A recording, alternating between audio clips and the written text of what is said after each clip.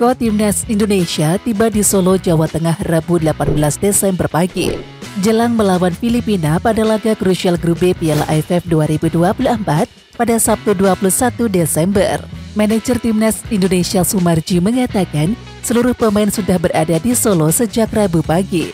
Setelah beristirahat selama beberapa jam, tim asuhan Sintayong dijadwalkan menggelar latihan pada Rabu sore tadi. Sumarji kemudian mengungkapkan kondisi para pemain timnas jelang melawan Filipina. Pria yang juga menjabat sebagai Ketua Badan Tim Nasional atau BTN itu mengatakan hanya Rivaldo Pakpahan yang mengalami cedera jelang lawan Filipina. Rivaldo mengalami masalah pada pergelangan kaki dari pertandingan lawan Vietnam, yakni pada Minggu 15 Desember yang lalu. Posisi Rivaldo digantikan oleh Ravel Srek di penghujung babak pertama. Sementara itu, Marcelino Ferdinand sudah bisa kembali bertanding setelah absen pada laga melawan Vietnam. Ada harapan besar Timnas Indonesia bangkit dari kekalahan 0-1 dari Vietnam dan juga mengamankan 3 angka lawan Filipina. Duel Timnas Indonesia versus Filipina akan berlangsung di Stadion Manahan Solo Sabtu 21 Desember pukul 20.00 waktu Indonesia Barat. Skuad Garuda wajib menang untuk memuluskan langkah ke semifinal Piala AFF 2024. Di samping itu, Timnas Indonesia akan gugur jika dikalahkan oleh Filipina. Sebaliknya, Marcelino Ferdinand dan juga kawan-kawan akan otomatis lolos apabila menang lawan Filipina.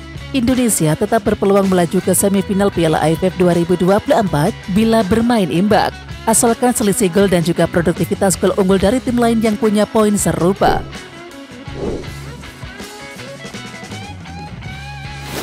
Anggota Exco PSSI Arya Sinulinga buka suara soal Jairo Ridowok dan juga Jordi Weherman yang diisukan segera memperkuat Timnas Indonesia. Dalam channel YouTube yang bertajuk Bebas, Arya Sinulinga mengatakan peluang PSSI menaturalisasi Jairo Ridowok, yakni untuk menjadi warga negara Indonesia, masih berat. Kalau Jairo masih berat bang, kata Arya Sinulinga saat ditanya pengamat sepak bola tanah air Roni Pangemanan dalam channel YouTube Bebas Rabu 18 Desember 2024. Untuk Jordi Weherman juga masih belum. Lanjut tangan kanan Ketua Umum PSSI dan juga Menteri BUMN Erick Thohir ini. Ya, sebelumnya rumor Jairo Ridowok segera menjadi warga negara Indonesia mencuat setelah ex-pemain timnas Belanda ini berbincang akrab dengan pemain timnas Indonesia Sandy Walsh, yakni kelar laga KV Mechelen versus Royal Antwerp pada akhir pekan lalu. Sejatinya sejak awal tahun ini rumor Jairo Ridowok menjadi warga negara Indonesia telah berembus kencang. Bahkan jika tidak mengalami cedera, ex-pemain Crystal Palace ini dikabarkan sudah tiba di Indonesia untuk melakoni proses naturalisasi sejak Maret 2024. Sementara untuk Jordi Weherman, dalam wawancara dengan media Belanda Football Premier berharap bisa membela Timnas Indonesia, yakni pada Maret 2025. Di bulan tersebut, Timnas Indonesia akan menghadapi Australia dan juga Bahrain di lanjutan Grup F kualifikasi Piala Dunia 2026 zona Asia. PSSI menyatakan bahwa pihaknya tidak memutus hubungan dengan Elkan Bagot meski punya masalah dengan Sintayong. Elkan Bagot adalah pemain berdarah Indonesia-Inggris yang memilih menjadi warga negara Indonesia. Ia pun sempat menjadi andalan Sintayong di skuad Garuda. Nyatanya pemain Ipswich Town yang sedang dipinjamkan ke Blackpool FC tersebut telah mencatatkan 22 caps bersama Timnas Indonesia. Masalah Sintayong dengan Elkan Bagot tak kunjung selesai. Imbasnya, pemain jangkung ini tak pernah lagi dipanggil ke skuad Garuda. Walaupun demikian, Sekjen PSSI Yunus Nusi memberikan konfirmasi bahwa federasi tetap menjalin komunikasi dengan bek 21 tahun tersebut. Tim kami tetap menjalin komunikasi dengan Elkan Bagot. Siapapun pemain berpaspor Indonesia, kami harap bisa memperkuat timnas, ucap Yunus Nusi pada 7 Juli 2024 yang lalu. Sementara itu, kini posisi bek timnas Indonesia juga semakin apik walau Elkan absen. Skuad Garuda diperkuat Jordi Amat, J.H. Justin Hapner, Rizky Ridho, Miss Wilkers, hingga Kevin Dix.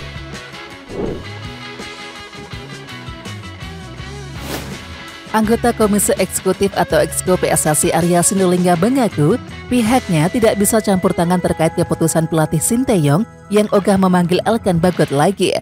Ia mengatakan keputusan pemilihan pemain sepenuhnya di tangan pelatih. Arya mengaku tidak bisa ikut campur. Ia mengatakan pemilihan pemain ke Timnas Indonesia menjadi hak penuh pelatih. Jadi ya, kalau Elkan betul-betul pilihan pelatih, kata Arya Sinulinga di kanal YouTube miliknya Rabu 18 Desember 2024. Ada yang bilang kalau ada masalah damai kan? Saya rasa sebagai pengurus sepak bola bukan damai atau apapun ini urusan pelatih. Kita bingung damaikan yang mana. Ini kan pilihan pelatih, jelasnya. Arya mengatakan pihaknya akan bekerja sesuai permintaan pelatih termasuk pemanggilan pemain ke Timnas Indonesia. Bukan cuma untuk Elkan Bagot, termasuk beberapa pemain yang seharusnya bisa menjadi opsi di Piala AFF 2024. Kalau sama yang tadi pemain tersedia, tapi tergantung pelatih. Kita punya Eliano, Jens Reven, atau Ramadan Sananta semua ada. Tapi tergantung pelatih, ada Elkan, terserah pelatih bagaimana tapi mereka tersedia. Jelasnya, PSSI kasih tahu nih tersedia nih, siapa yang mau dipilih. Jadi ya kalau Elkan betul-betul pelatih, ungkasnya.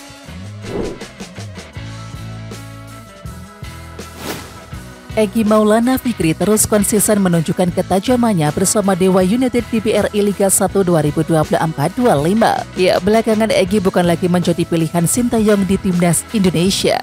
Sampai dengan pekan ke-9 BRI Liga 1, Egy telah mencetak 9 gol, dan itu merupakan top skor sementara kompetisi kasta tertinggi di tanah air tersebut. Egy juga satu-satunya pemain lokal yang bersaing sebagai top skor. Di bawah sang pemain ada Gustavo Almeida dengan 8 gol, Dalberto Luanbelo dengan 8 gol, dan juga Marius Okempio dengan 7 gol.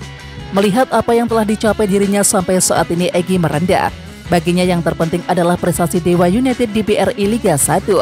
Sebenarnya saya pribadi tidak terlalu berpikir tentang top skor dan lebih fokus kepada tim. Hal yang lebih penting adalah melihat tim ini nantinya ada di posisi mana, kata Egy Maulana Fikri, sumber laman LIB. Soal mencetak gol pastinya ada rasa bangga. Tapi saya juga ingin terus menampilkan sesuatu yang lebih baik lagi agar bisa membantu tim terus naik di klasemen, tutupnya. Ya, apa yang dilakukan oleh Egy ini bisa saja menjadi pembuktian kepada Sintayong. Sebagai informasi, kepercayaan juru formasi asal Korea Selatan tersebut kepada sang pemain mulai luntur, yakni di beberapa laga tim nasional. Dilansir dari Transfer Market, Egy tidak pernah bermain di 5 pertandingan terakhir Timnas Indonesia pada fase grup C kualifikasi Piala Dunia 2026 zona Asia. Bahkan saat bersua dengan Bahrain dan juga Arab Saudi, dirinya dibuang dari daftar pemain. Ex-pemain Lesia Gedang itu terakhir bermain bersama Timnas Indonesia ketika bersua Arab Saudi pada pertemuan pertama yang berlangsung 5 September 2024. Itu pun Egy cuma diberikan kesempatan untuk bermain 10 menit. Saat Piala AFF 2024 juga, Sintayong tidak memanggil Egy Maulana Fikri. Skuad Gajah Perang atau julukan Timnas Thailand dipastikan lolos ke semifinal Piala AFF 2024 setelah menang 4-2 atas Singapura di laga lanjutan grup A Piala AFF 2024, yakni pada Selasa 17 Desember 2024 malam waktu Indonesia Barat. Setelah melewati 3 pertandingan, Thailand duduk di puncak klasemen grup A Piala AFF 2024 dengan 9 angka. Thailand unggul 3 angka dari Singapura di posisi 2, serta unggul 5 poin dari Malaysia dan juga Kamboja di tempat ketiga dan juga keempat grup A. Bahkan Thailand sudah dipastikan finish sebagai juara grup A, sekalipun perolehan angka mereka masih bisa disamai Singapura di laga pamungkas. Sebagai juara grup A, Thailand akan menghadapi runner-up grup B di semifinal Piala AFF 2024. Melihat posisi di klasemen saat ini, Timnas Indonesia berpotensi finish sebagai runner-up grup B, dan Timnas Indonesia hampir pasti menyegel posisi runner-up grup B jika menang atas Filipina di matchday pamungkas fase grup Sabtu 21 Desember 2024 malam waktu Indonesia Barat. Jika benar lolos ke semifinal Piala AFF 2024 dan juga menghadapi Thailand, tentunya ujian berat bagi Muhammad Ferrari dan juga kawan-kawan. Sebab Timnas Indonesia akan dihadapkan dengan Thailand yang dihuni oleh pemain-pemain top macam Supanat Moenta, Hansa Pemfibun, hingga Patrick Gustafsson.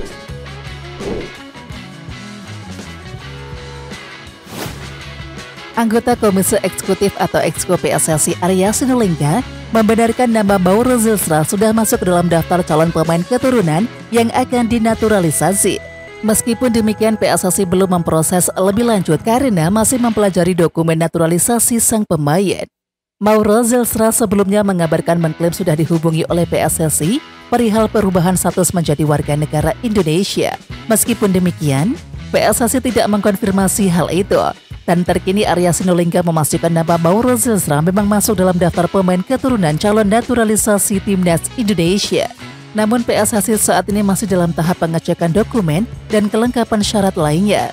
Lagi kita lihat, godok dulu mana yang kurang. Memang namanya sudah masuk, kita masih proses dulu, kata Arya Sinulinga, sumber kanal YouTube miliknya, Rabu 18 Desember. Arya menjelaskan bahwa PSSI belum bisa memberikan kepastian bahwa Mauro Zilstra akan menjadi warga negara Indonesia dan juga membela timnas Indonesia.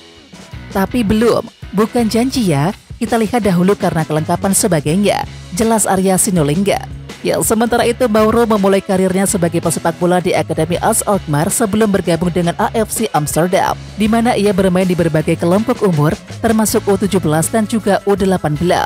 Namanya mulai mencuat ketika bermain untuk AFC Amsterdam U18 pada musim 2021-22.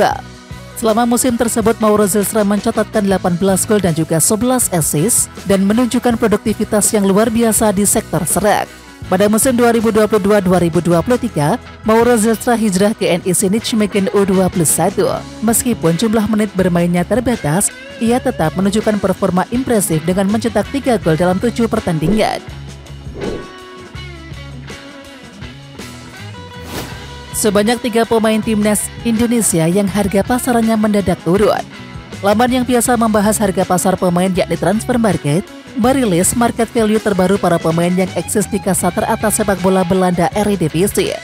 Fullback kiri timnas Indonesia yang bermain di NEC Nijmegen yakni Calvin Verdonk terpantau masih memiliki harga pasaran yang sama seperti sebelumnya, yakni 2,5 juta euro atau sekira 42,3 miliar rupiah. Harga pasar yang sama juga dialami oleh pemain PSV Zwolle Eliane Randers yang berada di angka 550.000 euro atau setara dengan 9,3 miliar rupiah. Namun berbeda dengan 3 pemain Indonesia lain yang bermain di Eredivisie. Pemain-pemain ini justru mengalami penurunan harga pasar. Siapa saja mereka? Ya, yang pertama adalah Miss Hilgers. Miss Hilgers sempat menembus 10 juta euro atau setara dengan 169,3 miliar rupiah, yakni pada Oktober 2024. Namun karena berkali-kali mengalami cedera dari rentang November sampai dengan Desember 2024, Miss Hilgers pun jarang main. Akibatnya harga pasar bek 23 tahun tersebut turun menjadi 9 juta euro atau sekira 152,4 miliar rupiah. Dan saat ini Miss Hilgers pun sedang dalam pemulihan cedera yang dialami. Kemudian yang kedua adalah Ole Roumanie. Meskipun belum menjadi warga negara Indonesia, Ole Roumanie bisa dibilang dalam waktu dekat akan memegang paspor Indonesia. Lalu bagaimana dengan penurunan harga pasar yang dialami oleh winger FC Utrecht berusia 24 tahun tersebut? Harga pasar Ole Roumanie menurun dari 1,5 menjadi 1,3 juta euro. Penurunan harga terjadi karena dalam 8 pekan terakhir Eredivisie 2024-25, Ole Roumanie selalu menjadi pemain cadangan. Kemudian yang terakhir adalah Tom Haye. Ya, bertambahnya usia plus menjadi pemain pelapis Almere City dalam beberapa match terakhir membuat harga pasar Tom Haye merosot drastis. Tak tanggung-tanggung, harga pasar gelandang 29 tahun tersebut turun 50% dari 3 menjadi 1,5 juta euro. Jika terus bertahan di Almere City, harga pasaran Tom Haye disinyalir bakal terus menurun. Ya, jadi bagaimana Tom Haye? Jadi hengkang ke klub lain pada Januari 2025 atau tidak? Ya, patut untuk kita nantikan.